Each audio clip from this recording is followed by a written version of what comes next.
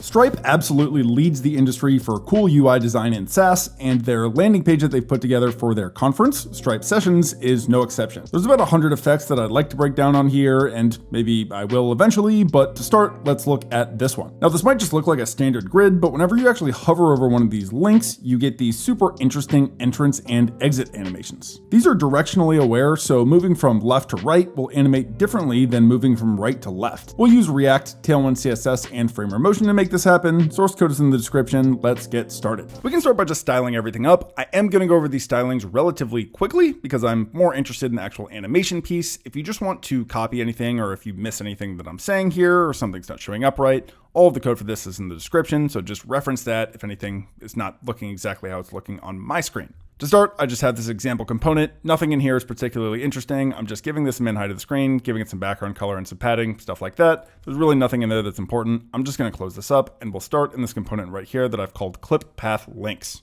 Inside of this div, I'm going to actually have 3 more divs, each of which is going to house a number of these icon boxes. So the top one will have 2 links, the middle one will have 4 links, and the bottom one will have 3 links. And then there's going to be kind of dividers between all of them, like borders between all of them. And we're going to use a Tailwind utility called divide to actually make that happen. So I'm going to start up on my main div up here. And I'm just going to add a border around everything of 1 pixel, and I'll give it a border color of neutral 900. If I save that, we should just see a little line show up here. Nice. I also want to have borders between each of my divs kind of horizontally. And to do that, I'm going to use that divide utility that I was talking about. So I can say divide Y to add a 1 pixel border between each of our elements horizontally. You'll see this show up in just a second. And for that, I'm going to use this exact same neutral 900 color. So divide Y neutral, or just divide neutral 900. For our divs, we're just going to use grid to actually lay these out. So in the first one, I'm going to give it a display of grid columns of 2, because I want to have 2 columns or 2 icons in this div,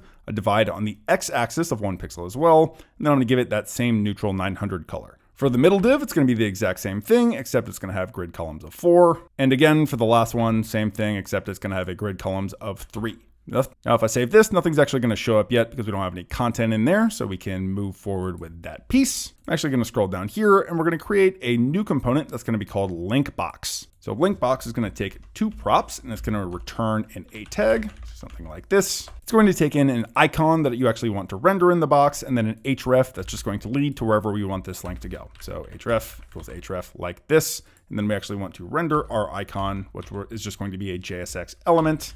So that should look something like this. I do not know how to spell. There we go. Now the icons that I'm going to use, that I'm going to be able to pass into these link boxes, I get from a package called React Icons. So I come up to the top and say import whatever icons from React Icons, and specifically I like this package within it called SI. I don't remember exactly what that stands for, but essentially this just has every logo for every company you've ever heard of. Just makes it really easy to quickly throw something together like this. So if you wanted the Airbnb logo, you could just grab that. Now instead of sitting here and trying to import all the same ones I did last time and making that take forever, I'm just going to drop them in. So if you want to use the same logos that I'm using, feel free to import these ones. And now we can just drop our content for all of our link boxes into each of these rows.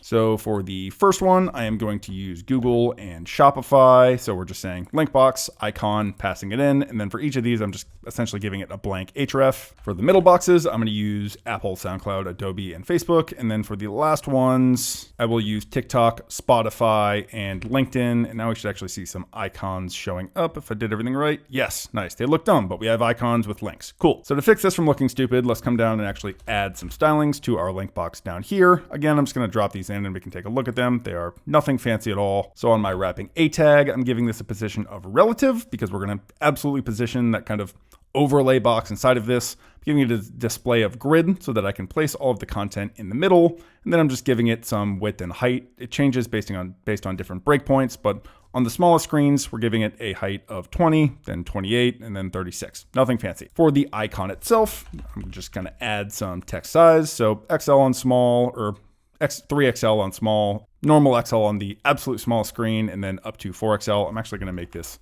medium instead of large. Nice. And now this should look a little closer to what we're actually looking for, as long as I didn't mess anything up. Yeah, nice. So our divides are giving us these borders between each element, and then the border on the outside is just coming from a normal border attribute. Now, to actually get this kind of hover effect that we're looking for, what I'm going to do is I'm going to add an additional element, and then I'm going to use the clip path property and animate that clip path property whenever I hover over any of my elements. That might sound a little bit confusing, but let's take it one step at a time and we'll kind of see how this works. So I'm going to come below my icon here and I'll make sure I slow down a little bit. This is where the actual animation piece starts coming in, and I'll just add an additional element. I'll just say a div right here.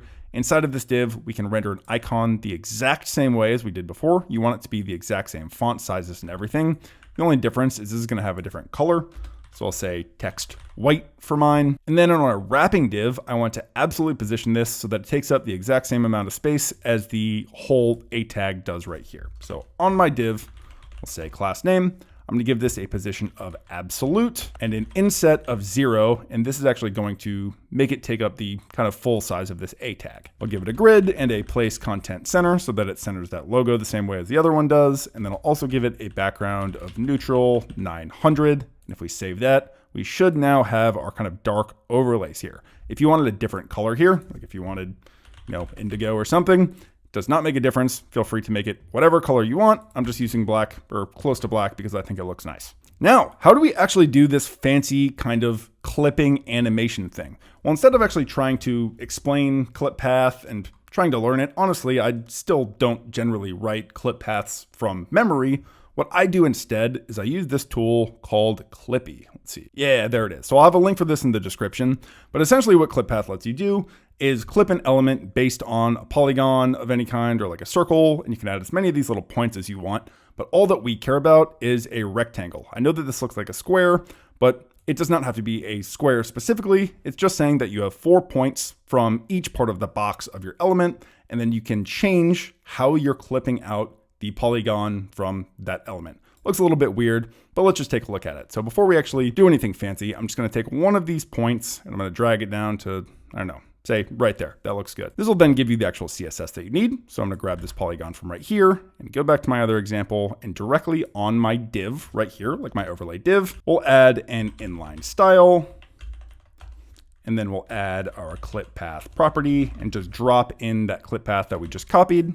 And we should see now that we get this kind of weird shape here, right? If I bump these values up quite a bit more, let's say 65%, you should see that you still have that other logo underneath it as well. So all that we actually need to do to get our animation here, or the first piece of how we're going to get this animation, is we're just going to animate this clip path property whenever our mouse enters or leaves one of our boxes. Now I'm going to be using Framer Motion, and if you've ever used Framer Motion before, you're probably used to using the motion component. So it would look something like saying motion.div instead of a normal div. And then you could say initial is equal to, some set of styles, and then you animate it to some set of styles. That's kind of the normal way of using Framer Motion.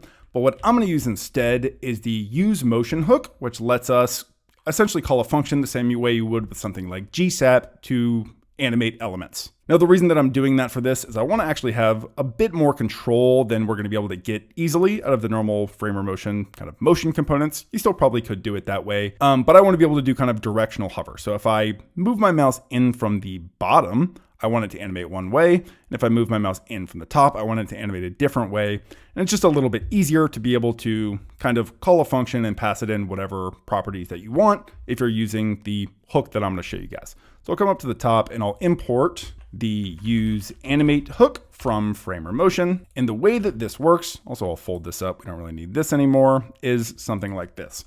So this is going to look like your normal kind of use state hook, the way that we're going to destructure values. I'm just going to say const something is equal to use animate. And this gives us back two values destructured in an array. The first one you'll generally call scope, and the second one is called animate. Scope is just a ref to the wrapping element that you actually want to animate, or anything inside of it can be animated as well. So I'll come down to my div, and this just works like a normal ref. I can say ref is equal to scope. And then the second value here is the actual function that we can call. So let's just do a very basic version of what we're trying to do here. We'll come on our outer wrapping tag here, like our A tag, and we can say on mouse enter, I want to call some function, which is going to call the animate function.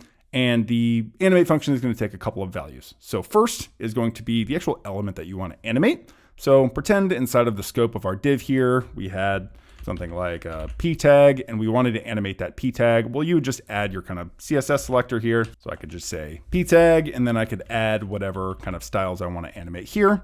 But if you want to animate the element itself, which is what I want to do, instead of actually passing in a selector, let me get rid of this p, I can just, and we'll delete this as well, I can say scope.current, and that will actually animate the element that the ref is on, which is what we want to do. Now, the second argument to this is going to look a little bit more and work a little bit more like what you're probably used to if you've ever used Framer Motion before. So what I want to animate is this clip path property right here, and I want to animate it from one value to another. So I could just come in here and say, drop my clip path value in here, but I actually want to have a starting value and an ending value. The starting value is going to be fully clipped out. So let's go up like this. Let's take this bottom right corner and let's drag it all the way up to the top. That's going to be our starting value. You can copy that and then drop that in as our first value to our clip path animation right here. Then the second value is going to be back kind of fully open, not clipped at all. So I'll take this right column or this right kind of cursor, drag it all the way back down to the bottom right. Then we can take that value and copy that in right below the one that we just copied and pasted in just a second ago. So if we go back to our other example or our original example now, I'll refresh. And I also want to start this as fully clipped. So I have this kind of weird clip path down here by default. What I actually want to do is I want to take the value that I have right here, like the first value in my keyframes, and I want to replace my original version with that so that it fully clips everything out. Yeah, nice, just like that. Now, whenever I hover over one of my elements, we're gonna have this animation in. So super cool, that's kind of our first step here. Obviously, I also want this to animate out. So let's do that really quick. I'm just gonna take my full on mouse enter function right here, and I'll paste it right below the other one, and I'll change on mouse enter to on mouse leave. And then all we have to do is take our first or our second element in our kind of keyframes and move it to the beginning. So now we're saying, hey, I want to go from fully clipped out to, or not fully clipped out, I guess like fully visible back to clipped out whenever our mouse leaves. So let's save that. Let's give that a shot. Mouse enters, animates in, mouse leaves, animates back out. So now we move our mouse around and we're getting this cool effect like this. Now, one thing that we're actually not doing here though, is we're not actually changing our animation based on where our mouse comes in. So in our original example, if the mouse came in from the bottom, it might animate differently than if our mouse came in from the right side or the top. And if our mouse leaves from the right side, it should animate out differently than if our mouse leaves from the left side. And this is a big reason for why I wanted to use this use animate hook and just call everything from a function rather than using your normal motion components, because I want to be able to change these variables depending on where my mouse enters the box. So as a first step to this, I'm going to come up and just to kind of clean everything up and define a couple of functions for what we're actually going to call down here. The first one is just going to be handling mouse enter. That's going to take in an event. We're going to need the event because we're going to need to know where the mouse is and we're going to need to know where the box is on the client. So we'll just kind of stub that out and then we'll grab all of our code from on mouse enter right here, drop that in up here, and then call that function from on mouse enter right here. And then we'll do the exact same thing for on mouse leave. So copy all of this stuff, backspace it, const handle mouse leave. That'll take in an event as well. And just for right now, we'll call the exact same code. Scroll down, go like this, and make sure we actually call it and pass in the event. Really quick, let's just make sure this still works. Yep, everything looks like it's still working like it was a second ago, so we are good to move forward. Now, I don't know about you, but I'm not really a huge fan of trying to look at these kind of strings for polygons and figuring out what they're actually doing. So before we get into, just really quick, before we actually get into figuring out how to change this based on where our mouse kind of enters and exits the box, I just want to make a couple of constants up here at the top, or at least above my link box, which are just going to give us all of the kind of different variations of how this could possibly be clipped. So, fully open, that's going to be reused a lot, or the kind of corners all the way up at the right, or maybe the left corners all the way up at the right over here, or over here, whatever it may be. And then we can just reference those by name as opposed to attempting to reference them or just kind of look at them and determine what they are. So we're really only using 2 of these right now. So just to show you kind of what I'm trying to do here, I'm just going to drop these in. no clip is a constant for completely open, like what we have right here. So we can replace that down here wherever we're calling it. It's the 0, 0, 100%, and then 100% across the board. So that's something like this first value right here, or this second value on leave. And then the other one that I have is bottom right clip.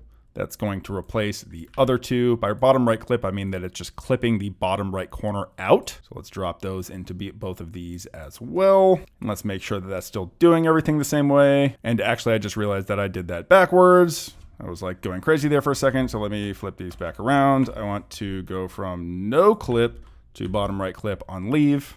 And then on enter, I want to go from bottom right clip to no clip. Yeah, nice. Okay, now it's doing what we were doing a second ago. I'm sure I edited it out, but I was sitting there feeling crazy for about 25 seconds longer than I should have there. Now, there's a number of different kind of versions of this that you'll notice if you go back to the actual original Stripe example. We can do that in just a second, but I'm going to drop these in and we can use these to kind of follow along. So in some cases, we're going to want to be able to clip off the top right corner. So by that, I mean this corner right here.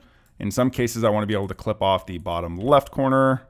Oops. By that, I mean clipping out this corner like this. And then I think you get the idea. Top left corner would be clipping out this corner like this. Obviously, no clip is always the same, and we're going to use that in some variation in every single one of our animations.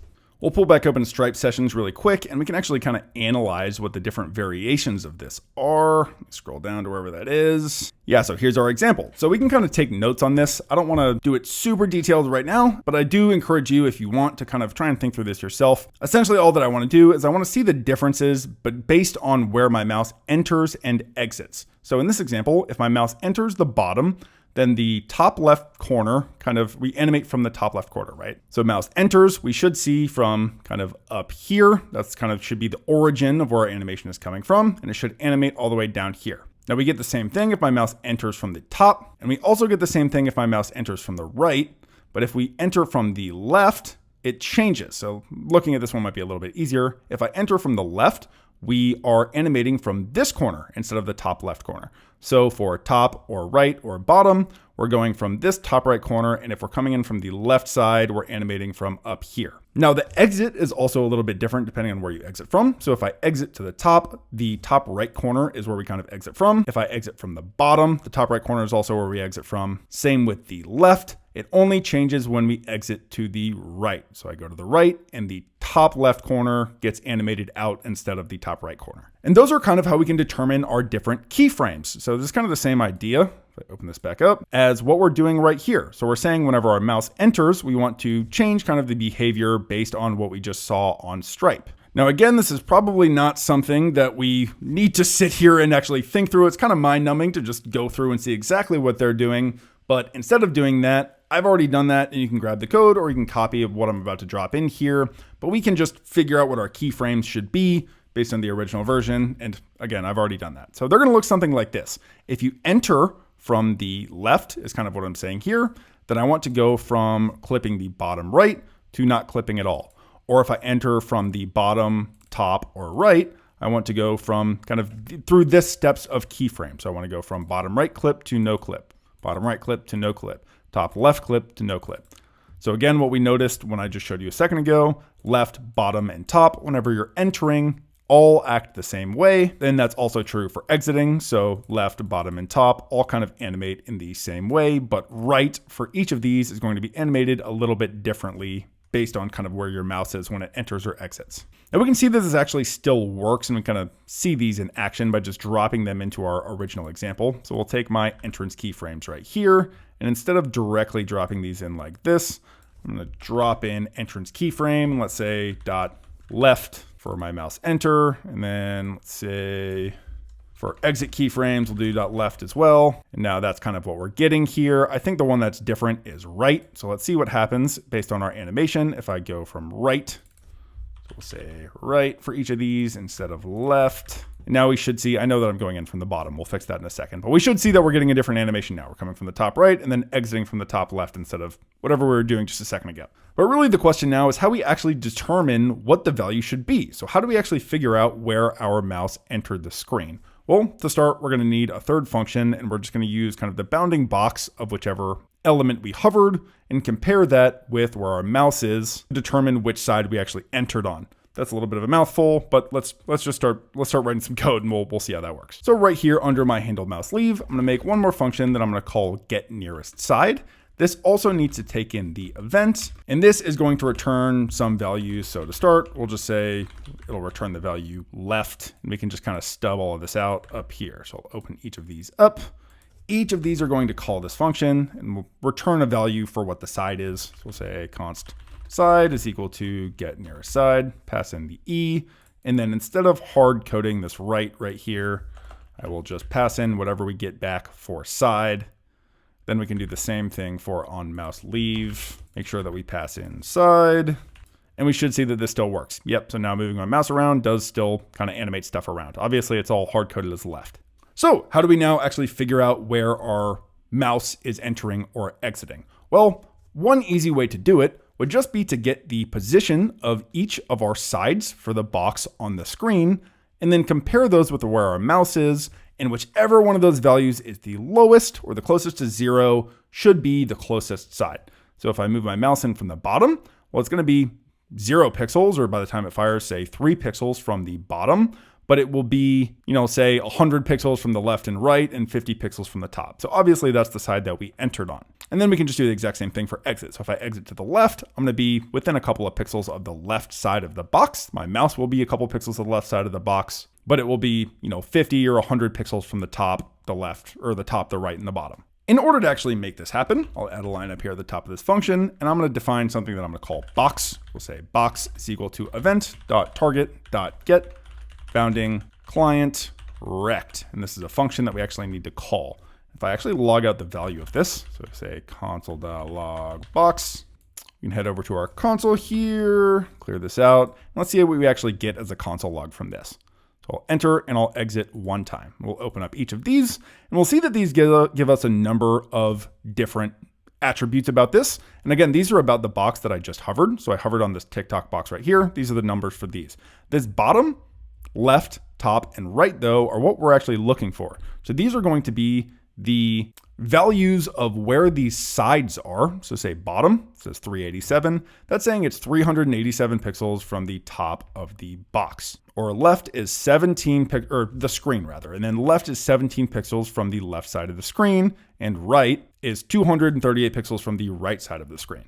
Now all that we need to do is we need to be able to compare those with the actual mouse position. And an easy way to get the mouse position, I'm actually going to delete this box from my console log, and I'm going to replace that with event.clientX and event.clientY is to use these values. So event.clientX and event.clientY are going to show you where your mouse is on the screen. So if I hover over the bottom of my box here, this is going to give us the XY coordinates of the mouse whenever it's entering or exiting a box. Now all that we need to do is we actually need to compare these values. So we need to compare the left side of the box and the right side of the box, top, bottom, with their respective kind of client XY attributes. So for left and right, what I care about is the x-axis of the mouse. For top and bottom, what I care about is the y-axis of the mouse. Then we can kind of just sort those and filter them down to get whatever the value is the smallest, and then return some side based on that value. So for example, let's start with getting the left value. So what we want to get is the proximity of our mouse to the left side of the box. So I'm going to define a new variable that I'm going to just call proximity to left, and I'm going to set that equal to an object. This will have two keys on it. The first one we'll just call proximity. So proximity, we're going to set to the absolute value of the box's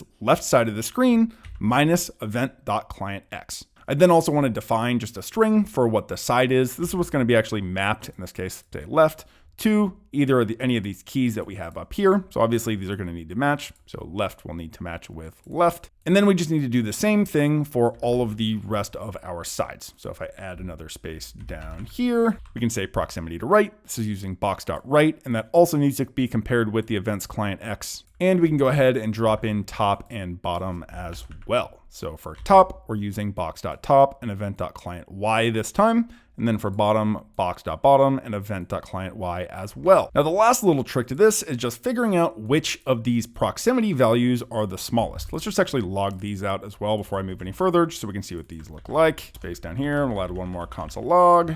And I'll enter and exit really quick, and we'll see what these values look like. So what we should be seeing is that bottom is the closest. So we can see for bottom, proximity is just 1 pixel. For left, proximity is 130 pixels. 91 pixels to the right, and 113 to the top. So then what we can say is, okay, the proximity to the bottom is the smallest, so this bottom is the actual side that we're looking for. Now there's a couple of different ways that you could actually filter this down, but the way that I'm gonna do it, just because it makes sense to me, is just by using sort and then grabbing the first one. You could totally also use a filter or something, but this is how I did it the first time, so I'm sticking to it. We're just gonna say sorted proximity, set that equal to an array, and inside of that array, I'll drop in all of our different values here, and then I just want to sort that.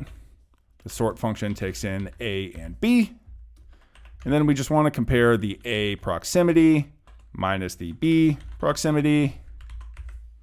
And what this should give us is just a sorted version of what we were just looking at a second ago. So if I then console.log, sorted proximity, and let's go out from the left this time, what we should see is that the first element in our array is left with a proximity of 1.